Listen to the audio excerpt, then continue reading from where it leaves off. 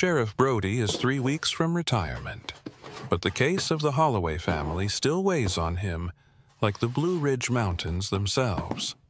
8 years ago, a couple and their 2 young children vanished from a scenic overlook, leaving only their locked car behind.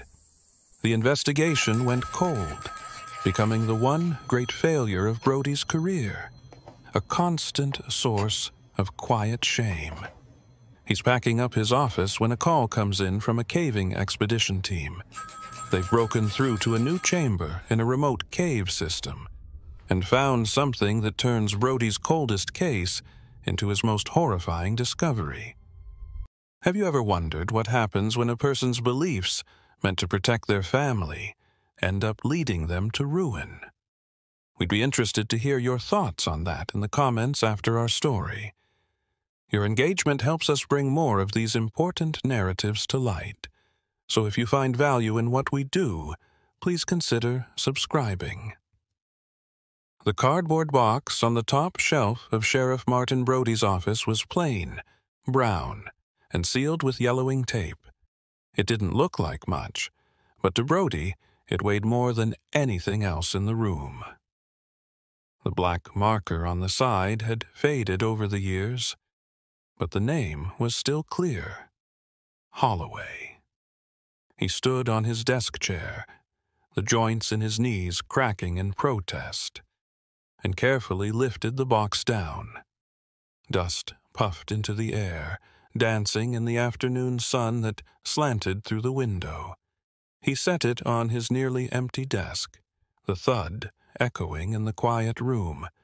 21 days left. 21 days until he handed in his badge and retired. The rest of his career was packed away in other boxes, ready for storage. But this one was different. This one was a failure.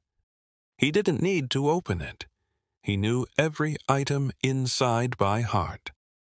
The crime scene photos of the silver minivan parked perfectly at the Ravenswood Overlook. The inventory sheet listing a half-eaten bag of apple slices, a map of the Blue Ridge Parkway, and a small gray stuffed elephant left on the back seat. The transcripts of interviews with family members, neighbors, and co-workers of Arthur and Eleanor Holloway. All of them described a perfectly normal, happy family. Arthur was a quiet software engineer who worked from home. Eleanor was a loving mother who homeschooled their 2 children, 8-year-old Caleb and 6-year-old Matilda. They were a self-contained little unit, a family that, by all accounts, was loving and stable. And then, on a sunny Tuesday in October 8 years ago, they had vanished into thin air. The theories had flown thick and fast in the beginning. A carjacking gone wrong. But the van was untouched, wallet and purse still inside. A kidnapping for ransom? No call ever came. The darkest theory, the one Brody fought against but could never fully dismiss, was a family annihilation. That Arthur had done something terrible to his wife and children before taking his own life. But it never felt right. There were no signs of struggle, no notes, no history of violence or mental instability. They had just stopped existing. The case became a ghost story for the county, a cautionary tale parents told their kids about wandering too far from the trail. For Brody, it was the one stain on a long career, a constant nagging whisper of a promise he couldn't keep. He ran a hand over his tired face and was about to heave the box into the pile with the others when the phone on his desk gave a sharp, jarring ring. He sighed and picked it up. Sheriff Brody. "Sheriff, it's dispatch. I've got a strange one," the young woman on the other end said. "I just got off the line with a park ranger up near Mount Pisgah. He's with a group of cavers. Said they found something you need to see."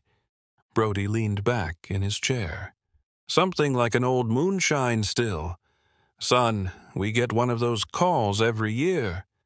No, sir, it's different. The ranger put the lead caver on the phone with me. A woman named Jenna. She said they were mapping a new section of the Miller's deep cave system.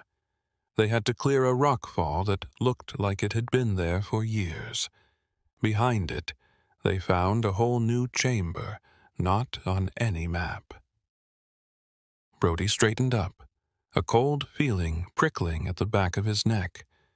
Miller's Deep was less than 5 miles from the Ravenswood overlook. And, he prompted, his voice low, and inside this chamber, she said it looks like someone was living there. There are sleeping bags, canned goods, and a wall of children's drawings. She also said, Sheriff, she said the entrance had been sealed from the inside.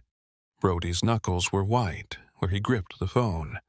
The Holloway box sat on his desk, a silent accusation.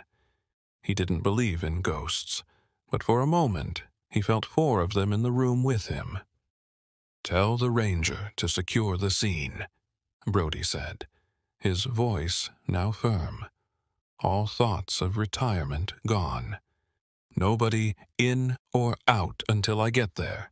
I'm on my way.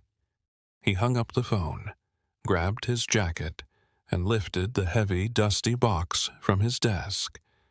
He wasn't going to let it out of his sight, not this time. The drive up the Parkway was the same beautiful, winding route it had always been. But today, the rolling blue hills seemed to mock him with their silence. The beauty of these mountains could hide so much darkness. He met the park ranger, a young man with a serious face, at a small unmarked trailhead. With him was a woman in her late 20s wearing a helmet and muddy coveralls. She introduced herself as Jenna, the caver from the phone call. Her eyes were wide, her expression a mix of excitement and fear. Sheriff, I've been exploring caves in this area for a decade, she said, her voice trembling slightly. I've never seen anything like it. It's like a tomb. The hike to the cave was grueling, a steep climb over rocks and fallen logs. Brody, with the box of evidence tucked under his arm, felt every one of his 62 years. Finally, Jenna pointed to a dark slit in the side of a rock face, half hidden by overgrown rhododendron bushes. The air coming from the opening was cold and smelled of damp earth and something else, something stagnant and old. Brody switched on his heavy-duty flashlight, the beam cutting through the darkness. The cave was tight at first, forcing him to squeeze through narrow passages. After about 100 yards, the space opened up into a larger cavern, where the rest of the caving team was waiting, their faces pale and solemn in the glow of their headlamps. Jenna pointed to a pile of rubble against the far wall. That's the rockfall we cleared, she explained. It took us the better part of the morning. The opening behind it is small. Brody handed the Holloway box to the ranger. Keep this safe, he said, then got on his hands and knees to crawl through the newly made opening. He emerged into a chamber no bigger than a small bedroom. The air here was heavy, still, and heartbreakingly sad. His flashlight beam moved slowly across the scene, and with every inch it covered, the cold dread in his stomach grew. Jenna was right. It was a tomb. 4 sleeping bags were arranged neatly on the floor. A makeshift table was built from flat stones. Empty cans of beans and fruit were stacked in a corner. But it was the far wall that made Brody's breath catch in his throat. It was covered in drawings, done in what looked like charcoal from a fire pit. A smiling sun, a stick-figure family holding hands, a house with a dog. The simple, innocent art of a child. Below the drawings, someone had written a name in the dirt. Matilda. Brody swept his light across the sleeping bags again. Inside each one was a dark shape. He didn't need to get closer. He knew what he was looking at. He backed out of the chamber, his heart pounding a heavy, funereal rhythm against his ribs. He looked at the anxious faces of the cavers. "Everyone needs to leave now," he said, his voice hoarse. He pulled out his radio, the signal weak but present. "Dispatch, this is Sheriff Brody. Get the state forensics team out to the Miller's Deep cave system. And you're going to need the coroner." As Brody stood guard at the entrance waiting for the teams to arrive, he finally opened the Holloway box. He pulled out the photograph of the family.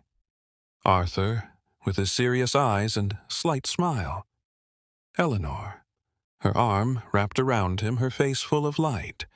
And the two children, Caleb and Matilda, with their bright, hopeful eyes.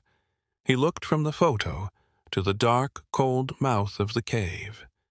The question wasn't who or where anymore. The only question left was why. The forensics investigation was a slow, careful process. The cave was a difficult and delicate crime scene. Brody watched as the team, dressed in white biohazard suits, meticulously documented every single item in the chamber. They found clothes, children's books, and a supply of bottled water that had long since run out. But the most important discoveries were two spiral-bound notebooks, tucked away in a waterproof container. One had the name Arthur Holloway written on the cover, the other Eleanor Holloway.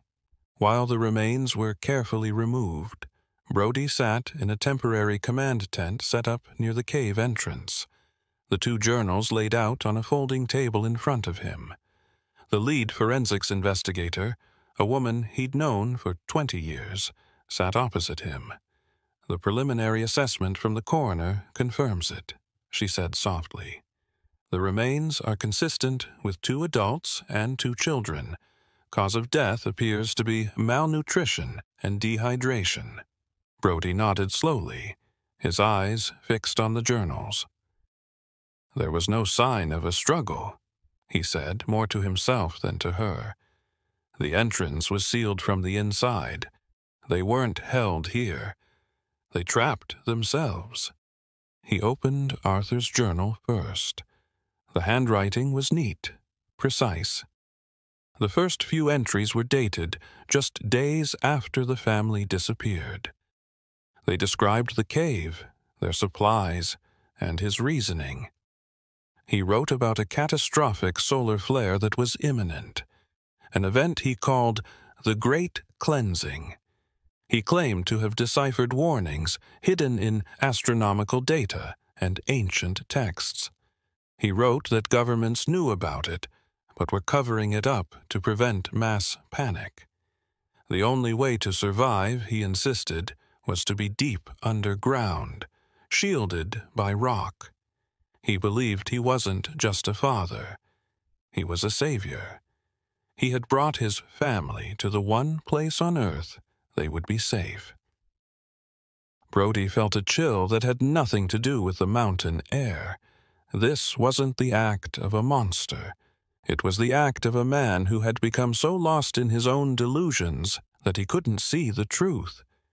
He had been so terrified of losing his family that he had led them to their deaths. Then he opened Eleanor's journal. Her handwriting was a stark contrast to her husband's. It was flowing, emotional, and, as the entries progressed, increasingly frantic. The first pages were filled with doubt.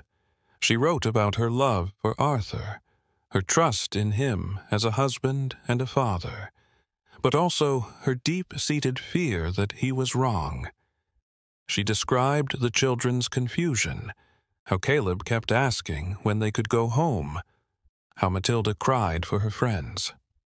She went along with the plan, not because she believed in the solar flare, but because she believed in her husband, and she was terrified of her family being torn apart. Her entries chronicled the passing weeks. She wrote about the dwindling food supplies, the rationing of their water. She described the stories she would tell the children to distract them from their hunger and the darkness. But the most heartbreaking parts were when she wrote about Arthur. She described him sitting by the sealed entrance every day, listening for the sounds of a world he believed was being destroyed. He would come back to them with a grim, satisfied look on his face, telling them the silence meant he had been right. It meant they were the lucky ones. The climax of the story wasn't a confrontation with a villain in a dark alley. It was Brody, sitting alone in that tent, turning the final pages of Eleanor's journal. Her last entry was not for her husband. It was a letter to her children, written in a weak, shaky script. "To my sweet Caleb and my little Tilly," it read.